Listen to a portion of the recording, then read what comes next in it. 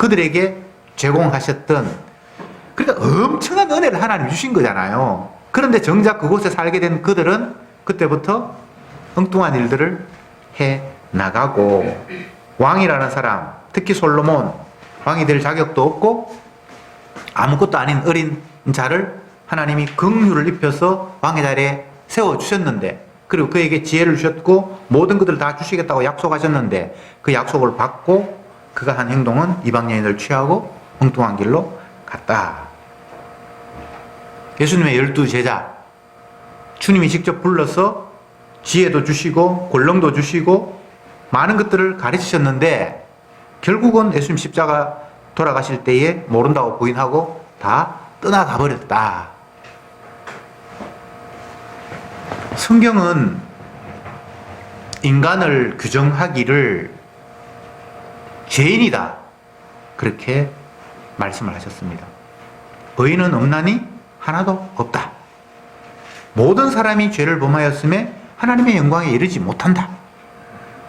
처음 아담은 하나님이 금하신 선악과를 따먹음으로 말미암아 생명나무가 있는 에덴 동산부터 추방되었다.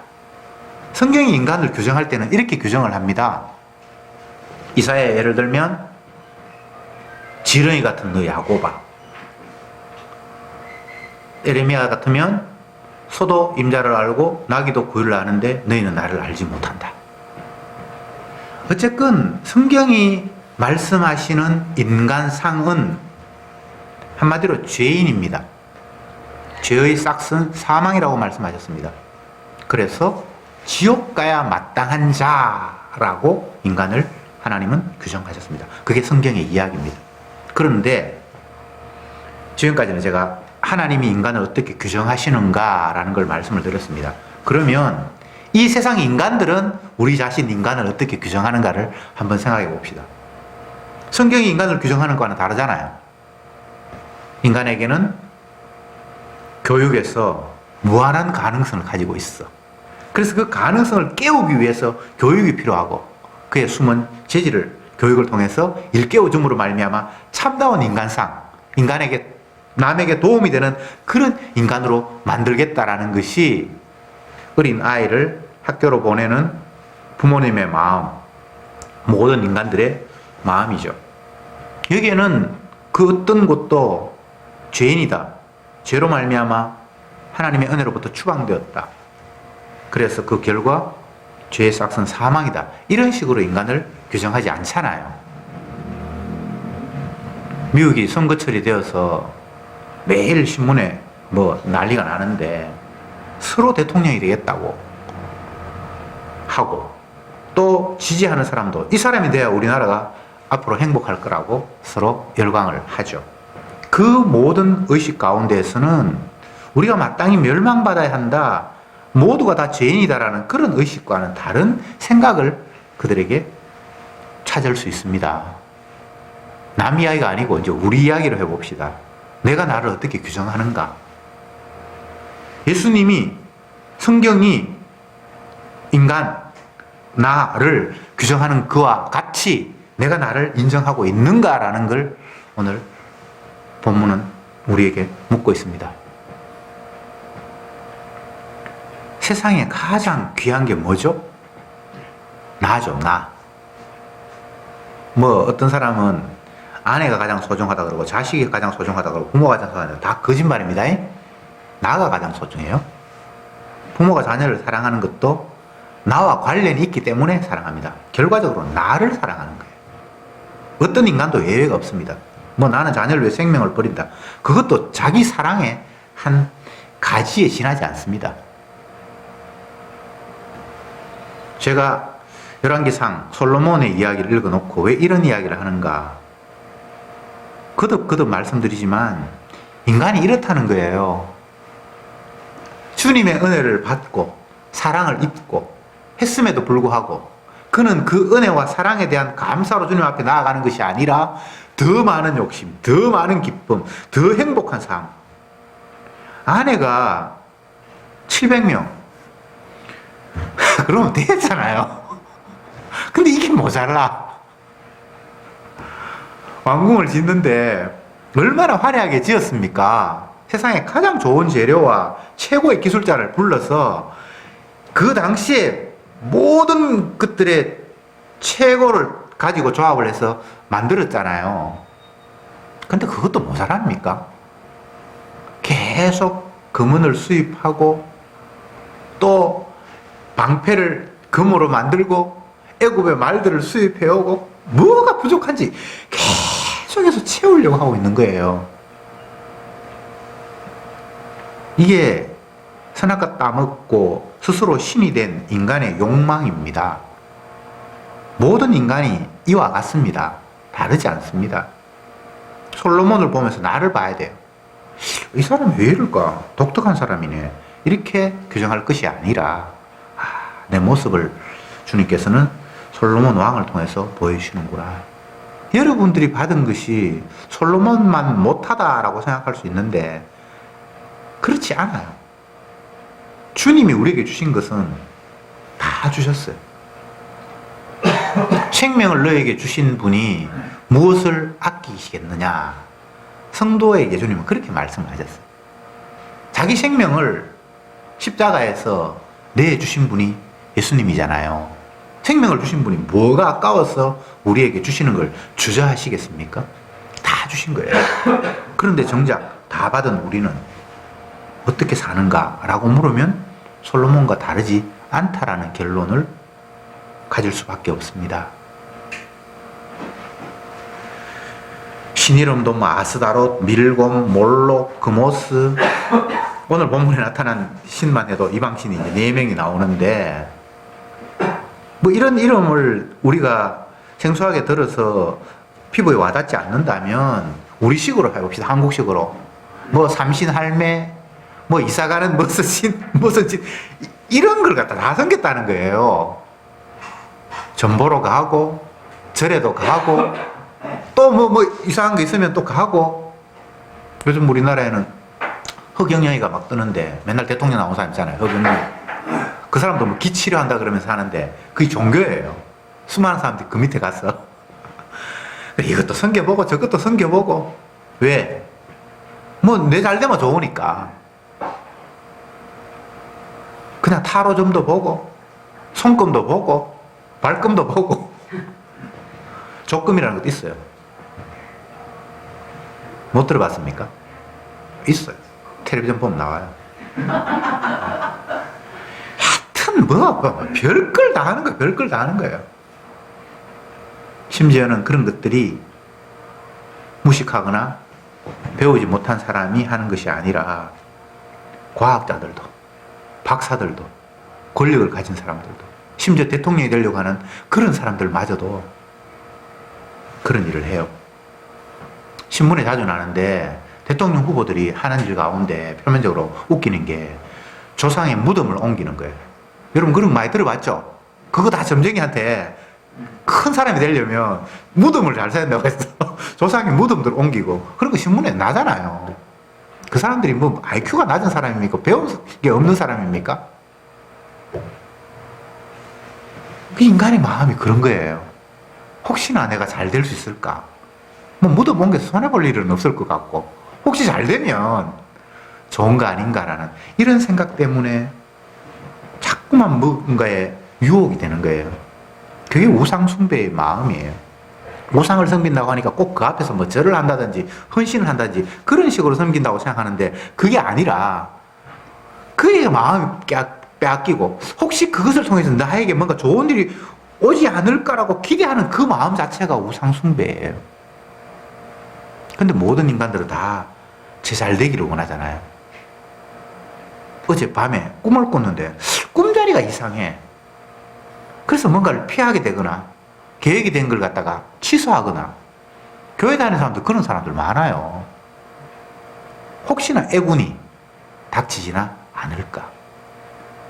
그런데 인간을 죄인으로 규정하시고 죄의 싹은 사망이다라고 말씀하신 주님 앞에 정말 그 말씀을 우리가 있는 그대로 액면 그대로 수용하고 받아들인다면 애군이 뭐 더 올 게 뭐가 있습니까? 내가 죄인이고 죄의 싹은 사망이라는데 지옥 가는 것보다 더 무슨 애군이 있을 수 있겠어요? 그런데 그 누구도 스스로를 지옥 갈 사람이라고 규정하지 않는 거예요. 그러니까 자꾸 피하고 싶은 거예요. 망하는 거 피하고 싶고, 병드는 거 피하고 싶고, 안 좋다는 건 피하고 싶은 거예요. 근데 지옥 가야 된다고 주님 우리를 규정하셨는데 뭐가 더 안 좋을 게 사실은 없어요. 바꾸고 이야기할까요? 아무도 하나님 말씀을 안 믿어요. 나를 이렇게 규정하신 주님의 그 규정에 동의하지 않아서 그런 거예요. 뭘 믿긴 뭘 믿어요? 예수님이 이런 말씀을 하셨습니다. 믿는 자를 보겠느냐? 믿는 사람은 없다라고 이야기하신 거예요. 믿는 사람이 없다고. 요한복음 우리가 잘 아는 대로 빛이 세상에 왔음에, 예수님을 빛이라고 표현하고, 빛이 세상에 왔음에 어둠이 깨닫지 못하더라. 세상이 아무도 그 빛을 빛으로 알아보지 못하더라. 그러나 영접하는 자, 곧 그 이름을 믿는 자들에게는 하나님의 자녀가 되는 권세를 주셨으니 이는 혈통으로나 육정으로나 사람의 뜻으로 나지 아니하고 오직 하나님께로서 난 자니라. 이렇게 말씀하셨어요. 처음에 이야기하고 뒷부분의 이야기가 싹 다르게 흘러가요. 빛이 세상에 왔는데 어둠은 깨닫지 못하더라. 아무도 예수님을 알아보지 못했다라고 규정을 해놓고, 그런데 영접하는 자가 있더라 라고 이야기하고, 그 영접하는 자는 하나님의 아들의 자녀가 되는 권세를 주셨다라고 얘기해놓고는 그게 혈종으로나 육정으로나 사람의 뜻으로 된 것은 아니고 하나님께서 자기 아들을 만들었다. 이게 복음이에요. 사람이 깨닫는 게 아니에요. 어둠인 내가 빛을 알아볼 수 있는 재주는 내 스스로에게는 없어요. 빛이 세상에 왔는데 어둠은 깨닫지 못한다는 게 확정된 거예요. 그런데 영접하는 자, 그분을 메시아로 영접하는 자가 있다는 거예요. 근데 그 영접하는 것이 사람의 뜻으로 된 게 아니에요. 혈통이 좋았거나 아이디어가 있었거나 공부를 했다거나 해안이 안목이 남들과 달라서 아는 게 아니라 하나님께로서 나서 알아봤다는 거예요. 이게 성경 전체 이야기고 인류를 규정하는 방법이고, 이게 주님께서 이야기하신 기쁜 소식이에요. 자, 한번 정리해 봅시다. 빛이 왔어요. 세상에. 근데 이 세상은 어둠이에요. 빛을 못 알아봐. 예수님이 하나님으로 이 땅에 오셨잖아요. 근데 아무도 예수를 보면서 하나님이 오셨네 하면서 영접하거나 찬양한 사람이 없었다는 거예요. 자기하고 똑같은 모습이니까. 그런데 빛은 세상에 왔는데 이 어둠은 전혀 깨닫지 못하니까 영접도 못했는데, 근데 이걸 영접하는 자가 생겼고 이것은 하나님의 아들이다 라고 주님께서는 부르셨는데, 양자죠. 아들은 원래 예수님밖에 없는데 이 영접하는 자라고 자기 아들로 삼았다고. 이거는 인간이 자기 능력을 한 게 아니고 하나님께서 그런 자를 만들었다는 거예요. 이게 복음이에요. 40일 금식 기도해서 진리를 깨닫거나 헌금해서 복을 받거나 그건 없어. 사람으로서는 할 수 없어요. 근데 주님이 하신 거예요. 자기 백성이라고. 이게 성도예요. 그러면 이렇게 성도가 되어서 주님을 영접한 사람의 입에는 자기의 가능성을 이야기하지 않아요. 어떻게 이야기할 수 있겠습니까? 안 되는데. 그 대표적인 예가 바울이 된 이전에 사울이잖아요. 사울은 자기의 종교적인 열심으로는 엘리트 중에 엘리트고, 노력을 했고 배웠고 똑똑한 사람이고, 그래서 자기의 아는 율법 지식으로는 예수님은 메시아일 수가 없는 거예요. 하나님의 아들일 수가 없는 거예요. 그래서 죽이는 일에 앞장을 섰어요. 그런 그가 예수님 믿는 사람 나머지 잔당을 잡아 죽이려고 길을 가는데, 자기가 죽인 예수님이 다시 살아나셔서 자기에게 나타나셨잖아요. 주님을 만났잖아요. 그리고 완전히 박살이 나버린 거예요. 자기는 영접할 수 없었는데 어둠이니까. 영접하는 일이 생겼잖아요. 그리고는 그 과거의 어둠이었던 자기의 삶이 그냥 다 쓰레기로, 죄악으로, 주님을 모독하는 삶으로 오롯이 노출이 되어버린 거예요. 그러니까 그가 내가 노력해서 주님을 알았습니다. 열심히 공부해서 알았습니다. 뭐 이런 이야기를 할 수가 없는 거예요. 주님이 찾아오셨습니다.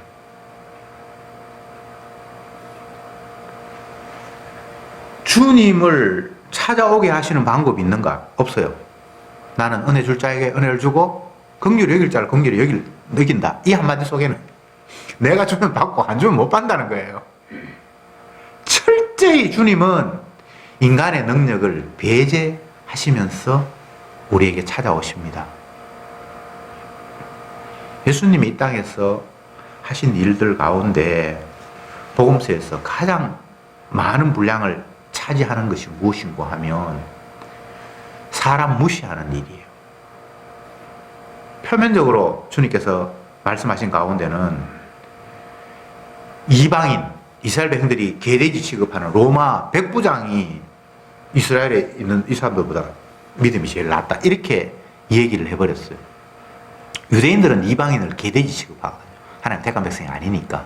근데 택한 백성이 그 아닌 사람을 세워서 이런 믿음 너희들 가운데는 아무도 없다라고 이야기함으로 말미암아 이스라엘 전체를 다 이방인보다 더 못한 사람으로 주님이 규정을 해버렸어요. 우리에게는 그런 표현들이 그렇게 실감이 안 날지 모르는데 그 유대인들에게는 선택받았다라고 모세의 그 조상이 하나님을 직접 시내산에서 만나서 하나님 말씀을 받은 민족이 자기밖에 없잖아요. 그런데 그들은 이스라엘 아닌 이방인들을 진짜 개돼지 취급했어요. 그게 자기 신앙이에요. 근데 정작 하나님의 아들이라는 사람이 개돼지인 백부장, 로마에 파견온 군인을 믿음 좋다 그러고 이스라엘에게는 이런 믿음이 없다고 그렇게 얘기했을 때 이 심정이 여러분 어떻겠습니까? 성경에 이런 자세한 표현들을 보면 철저히 인간을 무시해요. 믿는다고 하고 진리를 안다고 하고 하나님의 뜻대로 산다고 하는 그들을 철저히 배격해버려요. 그 극단적인 모습이 예수님의 제자들이 예수님을 다 떠나가 버리는 것으로 복음서는 표현하고 있죠. 근데 그게 대부분 제자들이 쓴 기록이거든요. 제자들인 자기가 쓴 기록에 내가 주님 앞에 뭐 고기 잡다가 부름 받아서 주님을 따라다녔고 뭐 무리로 걸었고 뭐 귀신도 쫓아냈고 오만 일을 다 했는데 결국 예수님이 십자가에 죽고 점점 더 죽음으로 가까이 갔을 때는 다 모른다고 부인하고 떠나버렸다라는 게 그들의 기록이에요. 남들의 기록이 아니고 떠난 그들의 자기 고백. 뭐 사도행전도 또 고린도전후서 사도 바울이 자기 이야기를 할 때 자기 고백을 하잖아요. 내가 주님을 엄청나게 핍박했다. 스데반 죽는데 내가 그들 물건도 지켜줬고 가편 투표를 했다.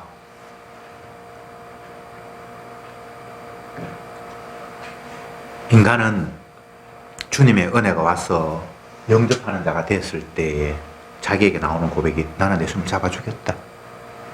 나는 죄인 중에 괴수다.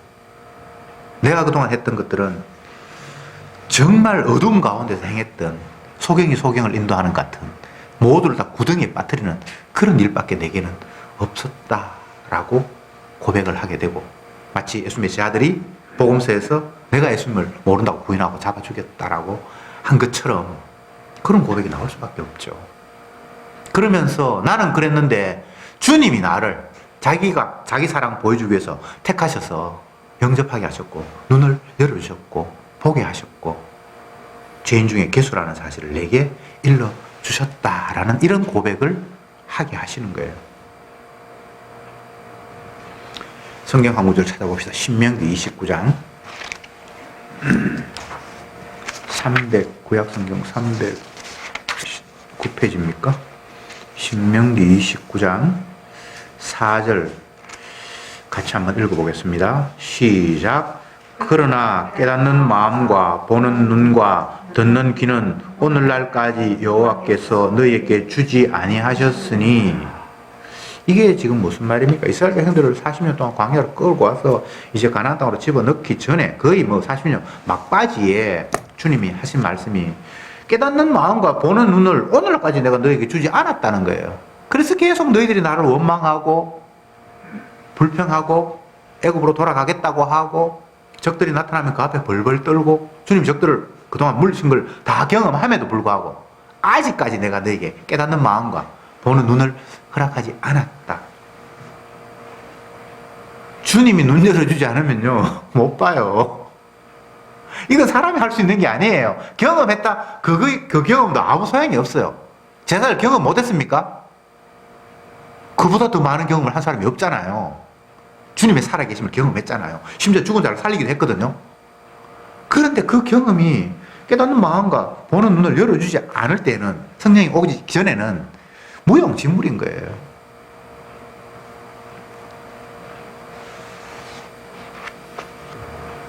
우리는 주님의 살아계심 앞에 늘 죽은 자입니다.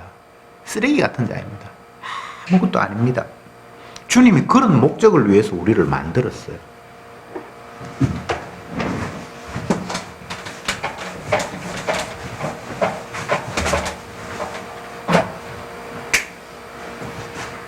인간 1, 인간 2, 인간 1은 예수님, 진짜 오리지널 하나님 기뻐하시는 아들 예수님. 이거는 죄인들, 우리 인간에 있는 모든 인간들. 이걸 첫 번째 아담, 이걸 두 번째 아담이라고 로마서에서 표현하고 있죠. 근데 첫 번째 아담, 진짜 오리지널한 하나님의 사람 예수님과 인간 두 번째 아담, 인간을 이렇게 만들어 놓으신 이유가, 요거는 가짜고 죄인이란 말이 있네요. 가짜. 이건 참이다라는 것을 비교하기 위함이에요. 여러분이 살아있는 이유가 나는 가짜입니다라는 걸 보여주기 위해서, 하나님의 아들 예수님만 참 사람이지 나는 이건 아무것도 아닙니다라는 걸 딱 대조하기 위해서 우리는 있는 거예요. 그게 성경 이야기예요. 제 이야기가 아니고. 그러면 거짓인 줄 알면서 살면 돼요. 거짓이 참이 되려고 하면 안 돼요. 홍콩에 가면 가짜가 그렇게 진짜처럼 잘 만들어 놓은 그런 게 많대요. 그래서 가짜가 제일 많은 나라, 뭐 물품이나 이런 거에서 유사한 게 제일 많은 나라는 홍콩이라 그러는데, 홍콩 조그마한 나라인데 인원도 얼마 안 되는데 거기 가면 가짜가 수두룩한데, 근데 사람의 육안으로 구분이 잘 안 될 만큼 진짜처럼 만들어 놨다는 거예요. 예수님이 하나님인데 인간의 모습을 입고 이 땅에 오셨잖아요. 그리고 사람들은 뭐가 참인지 무엇이 거짓인지 구별하지 못하도록 만들었어요. 예수님이 죽임 당하는 가장 큰 이유가, 네가 우리하고 똑같이 생겼어, 똑같은 행동하면서 하나님이라고 거짓말하면서 예수님을 죽인 거예요. 똑같다고. 인간의 안목은 그 정도밖에 안 됩니다. 참과 거짓을 구분할 수 없고, 무엇이 귀중하고 무엇이 소중하지 않은지도 알지 못하는 어리석은 자. 그런데 이걸 자꾸 인정하기 싫은 거예요. 이게 인정이 돼야 되는데, 성경에 왜 솔로몬이라는 인물을 이렇게 장황하게 역대 왕들의 기록의 4분의 1을 차지할 만큼 이렇게 기록했냐고요. 그리고 솔로몬만큼 주님 앞에 사랑받고 은혜 받고 표면적으로 막 쏟아 부어진 사람이 없잖아요. 가장 크게 은혜를 받은 사람이라고 표면적으로 보이잖아요. 이게 사실은 모든 인간이 다, 성도들은 다 이런 은혜를 받았습니다만, 어쨌든 겉으로 드러나기에 솔로몬은 가장 은혜를 많이 받았고 모든 것을 누렸던 사람. 그런데 그의 삶은 가장 처참하게 주님의 은혜와는 반대로 갔던 것. 이게 인간이라는 것을 성경이 고발하기 위해서 이렇게 장하게 이야기하고 있는 거예요. 다른 왕 볼 거 없어요. 솔로몬 이하의 왕 볼 거 없어요. 그냥 이 안에 다 담겨 있어요.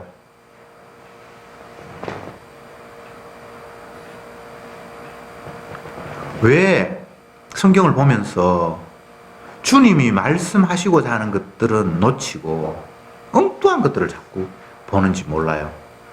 솔로몬 보면서 사람들이 가장 많이 하는 이야기가 솔로몬은 기도해서 1000번제를 정성껏 드려서 세상에 가장 큰 축복을 받았다는 거예요.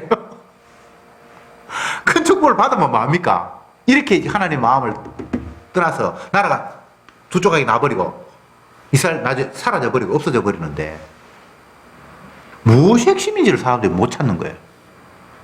물론 깨닫는 마음을 안 주셨으니까 그렇겠죠. 그 사람이 뭐 특별히 IQ가 낮다거나 그런 게 아니라, 깨닫는 사람이 IQ가 높아서 그런 게 아니라 몰라요.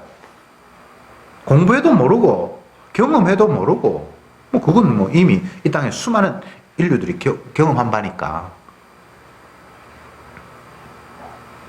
혹시 여러분이 이렇게 이 말씀이 보여지고 아멘이 된다면 주님께서 깨닫게 하신 거예요. 여러분이 훌륭한 게 아니에요. 그래서 누구도 큰 소리 못 쳐요. 주님, 다윗이 기도한 것 가운데 성신을 내게서 거두지 마옵시고 눈물로 기도하면서 주의 신이 떠나버리면 내가 다시 까막눈이 되어버린다는 거예요. 주님이 임하시니까 내가 죄인 중에 개수고 모친이 제 중에서 잉태해서 내한테 죄밖에 안 나온 줄 내가 이제 깨달았습니다. 하나님이 기뻐하시는 거 번제 많이 드리고 그런 게 아니라 내가 얼마나 완악한 죄인인가, 상한 심령인가를 하나님이 기뻐하신 줄 이제 내가 깨달았습니다라고 이야기하면서 기도 뒷부분에 주여 성신을 내게서 거두지 마옵소서라고 그렇게 기도가 맞춰요.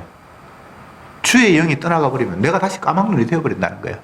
이 내가 완악한 죄인이라는 사실을 또 모르게 된다는 거예요.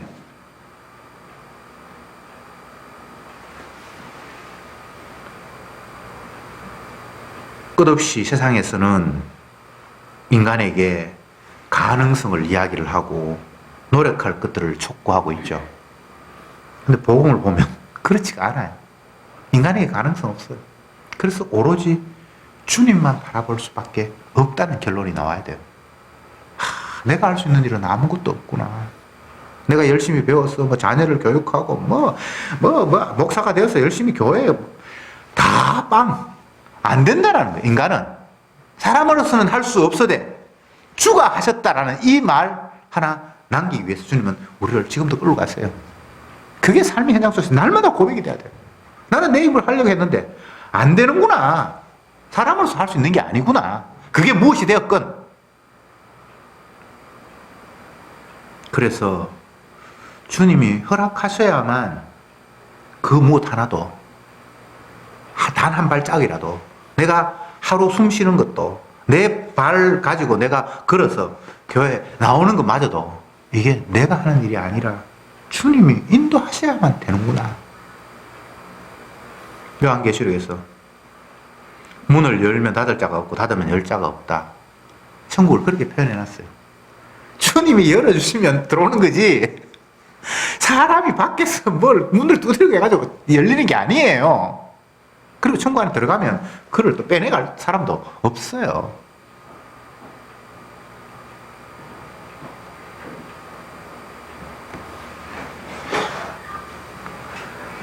끝없이 마귀는 우리에게 유혹합니다. 더 열심히 해야 된다고. 그리고 네가 하는 대로 결과가 올 것이라고. 그 이야기 속에는 주님이 하셨습니다라는 게 어디에도 찾을 수 없는 거예요. 신앙인이라는 사람들이 어떤 사람인가 하면 주님께서 힘을 주셔서 내가 주님이 힘 받아서 열심히 해서 이뤘다라는 이게 신앙이네. 그러면 주님은 거기에서 뭐 하는가 하면 나한테 힘 좀 실어주는 사람밖에 안 돼요. 하는 거는 내가 했고 내 힘으로 스스로 부족하니까 주님이 지혜도 주셨고 힘도 주셨어. 결국은 내가 했잖아라고. 결국 지가 신이 되는 그 속에 진짜 하나님은 시다바리 정도 보조자 정도밖에 안 되는 거예요. 그게 오늘날 신앙인들의 하나님이에요. 그게 우상이죠. 진짜 하나님은 우리를 완전히 죽입니다. 네가 뭘 해? 쓸데없는 소리 하고 앉아있네. 네에서 나오는 것은 다 더러운 거야. 네가 하는 걸 나는 받을 수가 없어. 그래서 율법 외에 한 의, 율법은 인간이 행할 수 있는 어떤 영역이라면 그것 외에 한 의, 그건 오로지 하나님께서 자기 아들 흠없는 어린 양을 자기가 받음으로 말미암아 완성하시는 그 나라. 이게 주님께서 이야기하신 복음입니다. 솔로몬을 은혜 받았다. 세상에 이보다 더 존귀한 자가 없다라고 주님께서 쏟아부어 놓고는 이가 하는 행위는 이런 행위였다라고 이야기할 때에 우리는 이 주님의 인간 규정을 정확히 이해해야 돼요. 이게 그러면 좌절인가? 아니에요. 영접하는 자가 없는데 영접하는 자가 있잖아요. 주님께로부터 난 자가 있잖아요. 제발 나의 가능성에 기대를 거는 어리석은 자가 아니라 주님만이 모든 것을 이루십니다. 그것도 나를 위해서가 아니라 당신의 영광을 위해서. 이런 은혜가 저와 여러분에게 있기를 바랍니다. 기도합시다.